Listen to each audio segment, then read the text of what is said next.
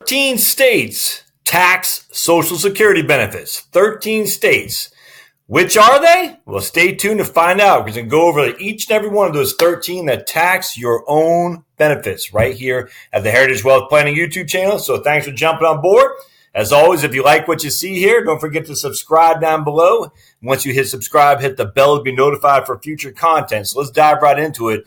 13 states, man, tax Social Security benefits. Now is what you might think, actually, because I actually did a list run by run on the video on my videos on the 50 states individual tax situation for retirees, and even the states that tax Social Security benefits is not that bad, but it'd behoove you to know, because if you're in one of those 13 states, especially once your income breaches a certain level, it could be painful. And as always, well, not as always. So a couple different websites I use. Motley Fool quite a bit. I like them. I use Motley Fool, Kiplinger's a lot.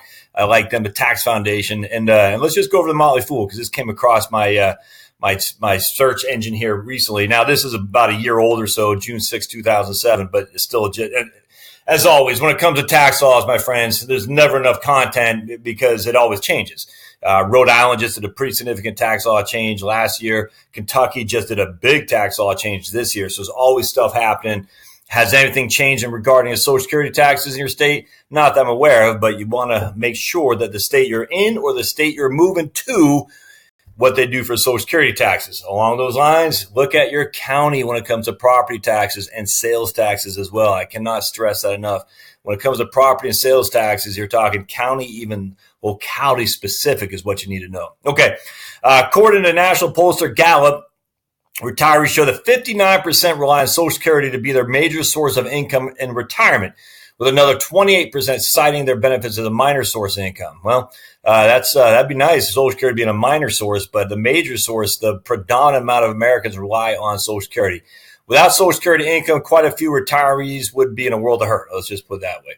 But Social Security is in trouble. Now, we've talked about that. I don't sit there and the idea that we're never going to get our Social Security is, frankly, boggles my mind. It's fear-mongering. There could be a benefit reduction. Absolutely. That's not going to happen. There's no Congress in the history of the world that's ever voted to reduce your benefits. It's just not going to happen, especially when we know the voting age of people, the voting participation rate of Social Security benefits is much, much higher than those 25 years old. So we know where they're going to vote. We know the politicians got to pander to them. Hey, rightly so. You vote, you get the politicians knocking on your door. Makes sense. So if anything, they're going to raise the taxes on Social Security in the younger, or certainly raise the full retirement age, which is something I've been advocating for, my whole life. Beginning in 2020, according to the latest Social Security Trustee report, the program's cash inflow, including interest on its $2.8 million in spare cash, will turn to a cash outflow. By the year 2034, per the trustees, the program will have used up entirety of its spare cash, potentially leading to a 21% cut in benefits. We talked about that, and I won't get into that again. 21% cut in benefits in 2034, and then a 28% cut in benefits in 2091. Again, not good, but it's not anything to jump off a bridge about. However, this isn't the only concern for retirees. A majority of retirees will also pay federal tax on their benefits, and this is why I wanted to bring this article up to you, because I guarantee the vast majority of participants and beneficiaries of Social Security are ignorant about how that works. I guarantee, and thus they're going to pay more tax than they should. And taxes reduce what you get to keep. We talked about 1983, the first provisional that Reagan signed under a Democratic Congress. They enacted Social Security to allow the IRS to tax up to 50% of the benefits that individuals receiving, earning more than $25,000 a year, and couples earning more than $32,000 a year.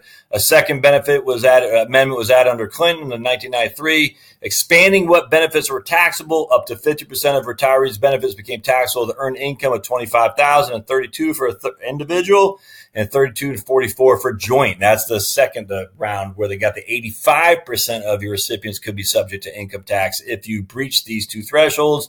And the funny thing is, I think they even talk about here, yes, they do. When these taxes were first rolled out in 1983, they were designed only to affect 1 in 10 Social Security recipients. Where have you heard that before? Oh, yeah. Old Josh right here on the Heritage Wealth Planning YouTube episode. Interesting. Back then, it was no big deal, just like the net investment income tax that I wrote about in the book, Tax Bombing in Your Retirement Accounts. It's no big deal. It doesn't affect many people. It doesn't affect me. Why bother? Yeah.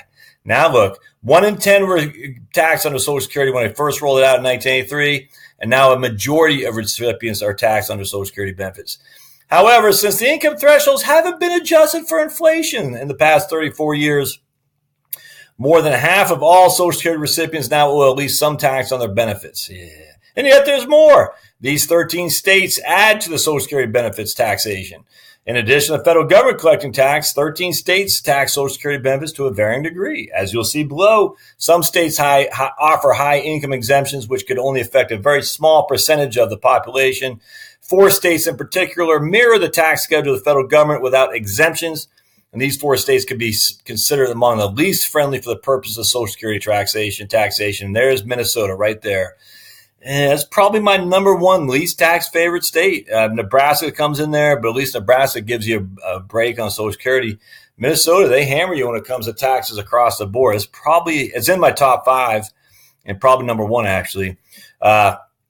Mirror the federal taxation for Social Security discussed above. Minnesota, North Dakota, Vermont, and West Virginia. West Virginia, one of the poorest, if not the poorest in the union. So that's not a huge issue from the federal taxation, because if you're married filing jointly with less than $44,000 of AGI, again, adjusted gross income, then you're not going to pay any Social Security tax. Now, Minnesota and Vermont, very more prosperous states, so that's going to affect a lot of people. The following 9 states, in fact, tax Social Security benefits, but offer some degree of income exemptions along the way. So remember, the 4 that follow the federal rules are Minnesota, North Dakota, Vermont, and West Virginia. Again, if you're married filing jointly with $44,000 of adjusted gross income, up to 85% of your benefits can be taxed. That's just a fact, and not just the feds, but that tax will go down to your state, whatever the state tax code is. And that will you'll be taxed as your state as well. Now, the states are generally a lot less than the feds, but still, you're going to pay tax on it. Montana's income exemptions actually parallel the federal schedule at 25 for an individual and 32 for a joint filer. However, what retirees wind up paying in Social Security taxes is lower than they pay federally or the 4 states mentioned above. Colorado, up to $20,000 of income in persons between 62 and 64 and 24 of income for those 65 and up is exempted from taxation. So again, if you get a pretty significant exemption in Colorado for income, which means you'll pay less in taxes to the state of Colorado to include your Social Security as well. New Mexico, Social Security benefits are partially taxable. Persons under the age of 65 can claim a deduction of $2,500, and persons above 65 and above can claim an $8,000 deduction.